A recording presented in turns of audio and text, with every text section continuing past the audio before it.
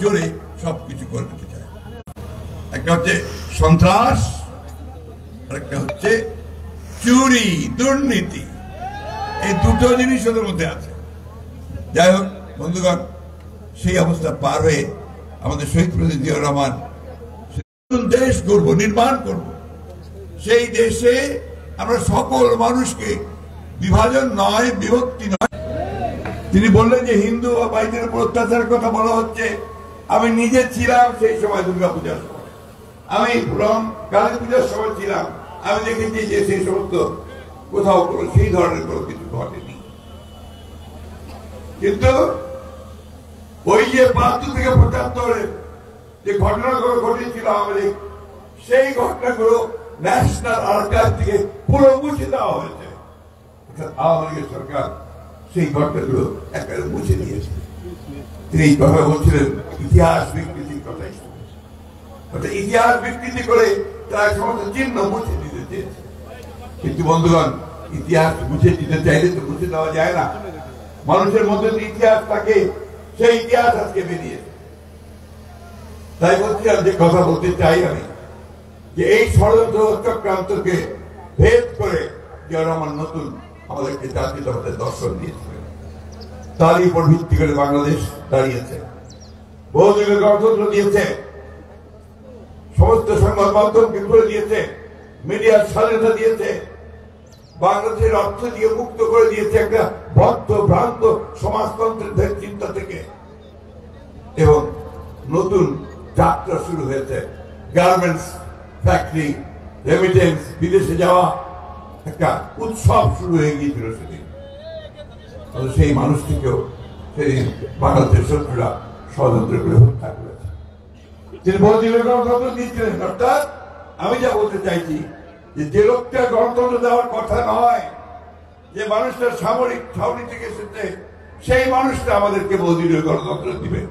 আর যাকে আমরা বিশ্বাস করেছিলাম, আস্থা নিয়েছিলাম, যুদ্ধ করেছে ৭১ সালে, তিনি আমাদের গণতন্ত্রকে হত্যা করেছিলেন, শেখ মুজিবুর রহমান। তো তারপরে তাকে তিনি শাহাদাতের পরে ৯ বছর আপনারা জানেন এরশাদ গণতন্ত্রকে ধ্বংস করেছে, বিএনপিকে ভাঙতে চেয়েছে, টুকরো টুকরো করে দিতে চেয়েছে। পেরেছে কি? বিএনপিকে ভাঙতে পেরেছে? দেশনেত্রী বেগম খালেদা জিয়া সেই দিন সেই পতাকা তুলে ধরেছেন, স্বাধীনতার পতাকা, সার্বভৌমত্বের পতাকা, গণতন্ত্রের পতাকা। ৯ বছর রাজপথে সংগ্রাম করে তিনি এরশাদকে হটিয়ে আবার নতুন করে সম্ভাবনার সৃষ্টি করেছেন। এবং পার্লামেন্টারি ডেমোক্রেসি, সংসদীয় গণতন্ত্র সামনে নিয়ে এসেছেন এবং বাংলাদেশকে আবার নতুন করে নির্মাণ করতে শুরু করেছিলেন। সেই সময় বাংলাদেশকে বলা হয়েছিল ইমার্জিং টাইগার, একটা বন থেকে, জঙ্গল থেকে একটা বাঘ বেরিয়ে আসছে বাংলাদেশ, তখন সেটা বলা হয়েছে। তারপরে ঘটনা আপনারা জানেন, আমি ইতিহাস বর্ণনা করতে চাই না। চক্রান্ত করে সেই বাংলাদেশকে ধ্বংস করার জন্য সেই 1/11 ঘটিয়ে আমাদের নেতা যে বসে আছেন, আমাদের দিকে তাকিয়ে আছেন, তাকে গ্রেফতার করে, তাকে শারীরিক অত্যাচার করে, তাকে পঙ্গু করে দেওয়ার চেষ্টা করেছে। কারণ তিনি একটা তখন ইমার্জিং লিডার অফ এশিয়া হয়ে উঠছিলেন। তখন তিনি নতুন করে ইউনিয়ন পর্যায়ে বিএনপির সম্মেলন, মানুষকে উৎপাদন উন্নয়নের রাজনীতি নিয়ে যাওয়ার জন্য এই তরুণ নেতা সেদিন থেকে কাজ শুরু করেছিলেন, বিএনপিকে সংগঠিত করছিলেন। অসাধারণ সাংগঠনিক যোগ্যতার অধিকারী নেতা। আমি তার মুখের সামনে কথা বলছি, এটা বাস্তবতা। আজকের এটা প্রমাণ। চুয়াডাঙ্গাকে নিয়ে আমরা চিন্তিত ছিলাম, সেই চুয়াডাঙ্গা আজকে এত চমৎকার একটা সুশৃঙ্খল কাউন্সিল হবে আমরা ভাবতেই পারিনি। এটার পেছনে যিনি মূল কারিগর, তিনি হচ্ছেন বসে আছেন। বন্ধুগণ, আমরা আস্তে আস্তে উঠেছি, আমরা লড়াই করেছি, সংগ্রাম করেছি। এই ফ্যাসিবাদের যাতা করে আমাদের ৬০ লক্ষ মানুষের বিরুদ্ধে মিথ্যা মামলা হয়েছে, আমাদের ২০,০০০ উপর মানুষকে হত্যা করা হয়েছে, আমাদের ৭০০ মতো নেতা কর্মীকে গুম করে দেওয়া হয়েছে। দীর্ঘদিন আমাদের মানুষেরা বাড়িতে থাকতে পারেনি, মাঠে ময়দানে ধান খেতে তারা থেকেছে। এই অবস্থা থেকে আমরা আজকে বেরিয়ে আসতে পেরেছি। আজকে নতুন করে অনেকে চেষ্টা করছে বিশৃঙ্খলা সৃষ্টি করবার। কিন্তু আমি বিশ্বাস করি বাংলাদেশ জাতীয়তাবাদী দল এখন যে কোনো সময়ের চাইতে অনেক বেশি শক্তিশালী। এবং দেখুন কিভাবে পরিবর্তনের সঙ্গে এই দল খাপ সামঞ্জস্য রেখে চলছে। দেশনেত্রী বেগম খালেদা জিয়া যখন তত্ত্বাবধায়ক সরকারের অধীনে আন্দোলনের জন্য আওয়ামী লীগ প্রচুর সংগ্রাম করছে, সেই সময়ে তিনি কিন্তু সেটাকে মেনে নিয়ে এই তত্ত্বাবধায়ক সরকারটা সেদিন সংবিধানে সন্নিবেশিত করেছিলেন। আজকে আবার সেই তত্ত্বাবধায়ক সরকারের বিধান যার জন্য আমরা লড়াই করলাম, এখন তারাই বলছে যে এটা এখন করতে হবে যারা সংস্কারের দায়িত্বে আছে। আমরা আমাদের নেতার নির্দেশে তার পুরো মনিটরিং এ আমরা সমস্ত রাজনৈতিক দলগুলো মিলে আমরা 31 দফা দিয়েছি সংস্কারের জন্য। আমরা জানি যে আওয়ামী লীগকে ধ্বংস করে দিচ্ছে যে রাষ্ট্র, সেই রাষ্ট্রকে যদি মেরামত না করা যায়, নতুন করে পরিবর্তন না আনা যায়, তাহলে এই রাষ্ট্রকে চালানো সম্ভব হবে না। সেই কারণে 31 দফা আমরা দিই। আমরা সংস্কার 2 বছর আগে চেয়েছি। এখন প্রশ্ন এসছে যে সংস্কার করে তারপরে নির্বাচন। আমি ওই বিতর্কে যেতে চাই না, আমি একটি কথা বলতে চাই। এই সংস্কারগুলো করার পরে তাকে সাস্টেইনেবল করতে হলে কার সমর্থন লাগবে? মানুষের সমর্থন লাগবে, জনগণের সমর্থন লাগবে, তাই না? জনগণের সমর্থন আমরা কোথায় দেখতে পাবো?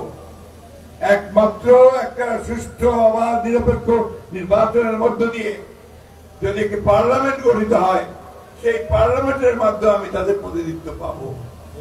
এছাড়া ম্যান্ডেটটা আমাকে কে দেবে? আমি খুব সহজ কথায় বলছি জিনিসটা। তাদের জন্য বলছি যারা হুমকি দিচ্ছেন মাঝে মাঝে, আমাদের কিছু নব্য নেতৃত্ব বলছেন সব সংস্কার শেষ না করে কোন নির্বাচন হবে। নির্বাচন বিএনপির জন্য চায় না। বিএনপি নির্বাচন চায় এই দেশকে রক্ষা করার জন্য।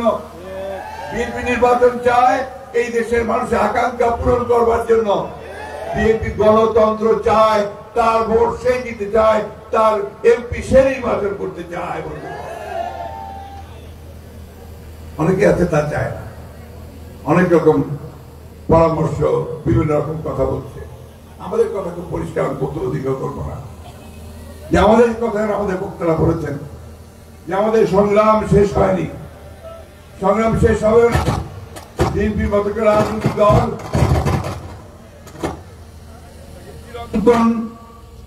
চিরন্তন লড়াই করে যেতে হবে।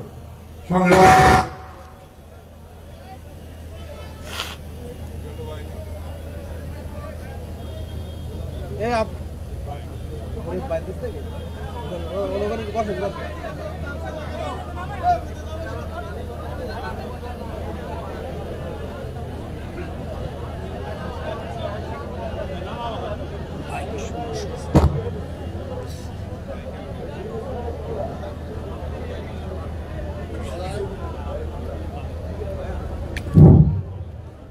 দুঃখিত, আমি শেষ করে নিয়ে আসছি। আমাদের খুব পরিষ্কার কথা, আমরা দীর্ঘকাল রাজনীতির সঙ্গে জড়িত। আমার বিশেষ করে এখানে অনেকে আছেন বয়স্ক, আমাদের অনেক বয়স হয়েছে। আমরা এখন তরুণদের হাতে নেতৃত্ব দিতে চাই, রাষ্ট্রের দায়িত্ব দিতে চাই। আমাদের তরুণ নেতা তারেক রহমান সাহেব তিনি সামনে আমাদের নেতৃত্ব দিচ্ছেন। তরুণদের সঙ্গে আমাদের কোনো সমস্যা নেই, ছাত্রদের সঙ্গে আমাদের কোনো সমস্যা নেই। আমরা শুধু বলি যে দেশের স্বার্থে, জনগণের স্বার্থে সঠিক জায়গাটা চিনে নিতে হবে। কারণ নির্বাচন দরকার এই জন্যে এখন চতুর্দিক থেকে ষড়যন্ত্র চক্রান্ত হচ্ছে।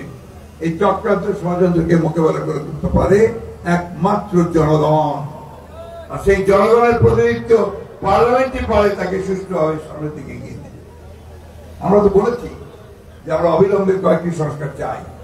আমরা নির্বাচন ব্যবস্থার সংস্কার চাই, আমরা প্রশাসন এবং পুলিশ বাহিনীর সংস্কার চাই, আমরা বিচার বিভাগের সংস্কার চাই, আমরা অর্থনীতির ন্যূনতম যে সংস্কার দরকার তা চাই।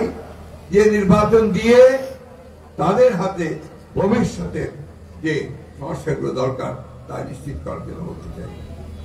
আমরা এটাও বলেছি, আমাদের চেয়ারম্যান সাহেব বলেছেন যে আমরা যে পরিবর্তনগুলো আনবো এই পরিবর্তনগুলো জনগণের সঙ্গে নিয়ে যাব এবং একা করব না।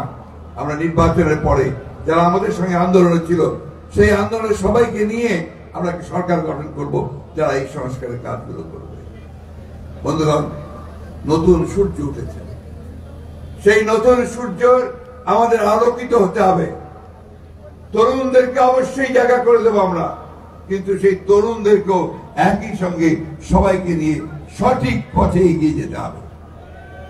আমার আপনাদের কাছে আবেদন, বিশেষ করে আমাদের দলের তরুণ ভাইদের কাছে, ছাত্র দল, স্বেচ্ছাসেবক দল, যুব দল, তরুণ নেতাদের কাছে, যে আপনারা আমাদের প্রেসিডেন্ট শহীদ জিয়া রহমানের যে আদর্শ, সে আদর্শে প্রাণিত হন, উদ্দীপ্ত হন।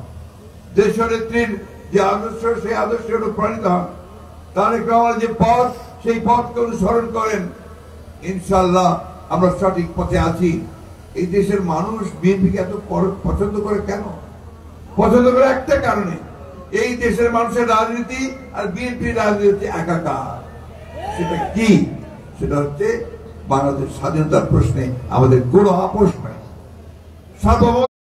দেশনেত্রী তাই করেছেন, এত কিছুর পরে মাথা নোয়াননি।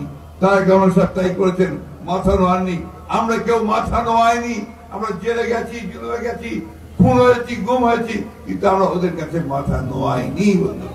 তবে স্যার, তারেক রহমান সাহেবকে যদি দেশে আনতে পারেন তাহলে আপনাদেরকে আর কোনো চিন্তা করতে হবে না। সমগ্র ঢাকাতে আপনি মানুষের জায়গা দিতে পারবেন। আজকে এই কথাটা আমি এই জন্য বলছি, আপনারা সবাই এখানে উপস্থিত আছেন। আমরা প্রতি মুহূর্তে অপেক্ষা করছি যে আমাদের নেতা কবে আমাদের সঙ্গে আসবে। নেতা আমাদের সঙ্গে আসলে, আমাদের পাশে আসলে আমরা মনে করি যে আমাদের সামনে আর কোন রকমের কোন বাধা